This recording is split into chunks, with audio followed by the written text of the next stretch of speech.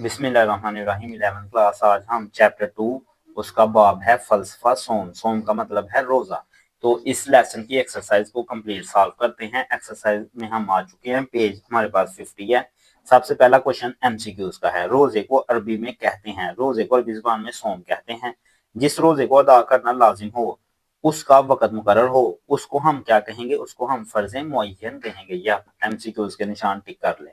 साहिब निसाब मुसलमान पर ईद उल फितर की नमाज से पहले अदा करना जरूरी है, तो वो सदका फितर है, या इसे हम फितराना भी कहते हैं कि ईद उल फितर है, उसकी नमाज जब हम अदा करते हैं उससे पहले पहले हमें फितराना देना होता है। तो फितराना हम देखते हैं आगे कितना होता है, कि किस किस पे लागू है। जानबूझकर रमजान मुबारक का रोजा तोड़ने वाले शख्स पर लाजिम है कज़ा और कफारा दोनों के लिए। कज़ा से मुराद ये है कि वो बकाया के रोजे रखे, और कुफारा ये है कि वो गरीबों मस्किनों को खाना खिलाए। आगे हमारे पास है मुकर्रर वक्त पर सहर इफ्तार से इंसान को दर्स मिलता है नज्म और ज़ब्त का।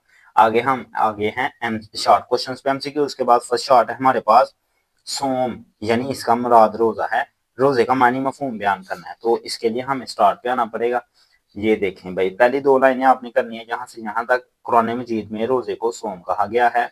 सोम का मायनी है रुक जाना। सुबह सादिक से लेकर, सुबह सादिक से मुराद सहरी है, सहरी से लेकर गुरूब आफ्ताब यानी शाम की अजान तक खाने पीने और बाद दूसरी जायज ख्वाहिशात से अपने आप को अल्लाह ताला के लिए, अल्लाह ताला की रजा के लिए रोके रखना रोजा कहलाता है।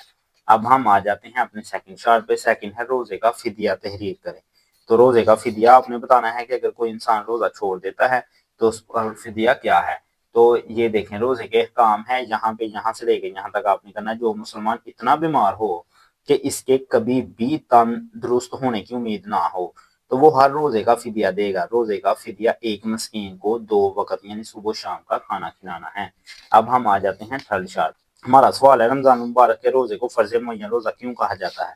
तो आपने उसका आंसर यहाँ से लेके यहाँ तक करना है। जो रोजा लाजिम हो और उसको अदा करने का वक्त मुतअय्यन हो। मुतअय्यन का मतलब है पहले से ही हमें मालूम हो, जैसे रमजान मुबारक का रोजा और नजर मुअय्यन का रोजा। अब हम आ जाते हैं फोर्थ शार्ट पे, वो है माह रमजान के 2 मसनून अमल तहरीर करें।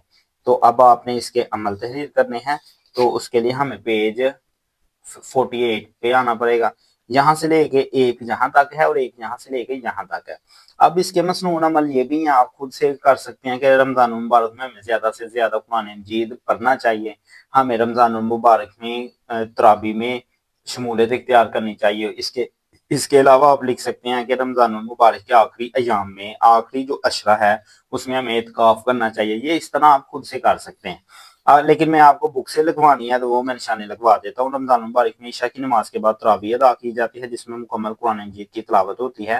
तरावी को क़ियामुल लैल भी कहा जाता है, क़ियामुल लैल सॉरी, तरावी को हम क़ियामुल लैल भी कहते हैं।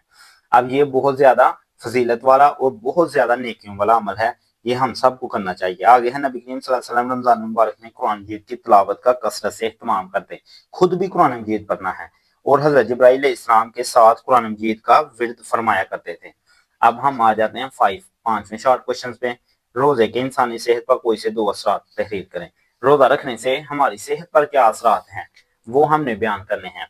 रोजा रखने का फायदा यह है कि इससे अल्लाह ताला राजी होता है और इंसान की सेहत भी दुरुस्त होती है। एक फायदा यह है मुकर्ररा वक़्त पर सहर इफ्तार का इत्माम करना रोजेदार को वक़्त का पाबंद बना देता है। ये एक फायदा है।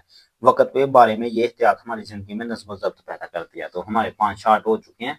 अब हम आते हैं लॉन्ग क्वेश्चन पे। लॉन्ग क्वेश्चन है इस्लामी तालीमात की रोशनी में रोजे पर तफसीली नोट आपने बयान करना है। तो ये आपने सारा करना है क्योंकि ये लेसन ही छोटा है। यहाँ से लेके आपने सारा करना है, लेकिन आपने इसे पढ़ना है 1-2 दफा। पांचों शॉर्ट करने हैं और जो जो इंपॉर्टेंट चीजें हैं वो मैं आपको बता देता हूँ। सबसे पहले आपने रोजे का मफहूम बयान करना है, वो तो पहला शॉर्ट आप कर चुके हैं। बाद में आपने रोजे की अहमियत बयान करनी है, और उसके लिए आपने ये आप एक आयत पढ़नी है कि अल्लाह ताला का इरशाद है, अरशाद बारी ताला है, ए ईमान वालों तुम पर रोजे रखना फर्ज किया गया है जिस तरह तुमसे पहले लोगों पर फर्ज किया गया था, ताकि तुम नाफरमानी से बच सको।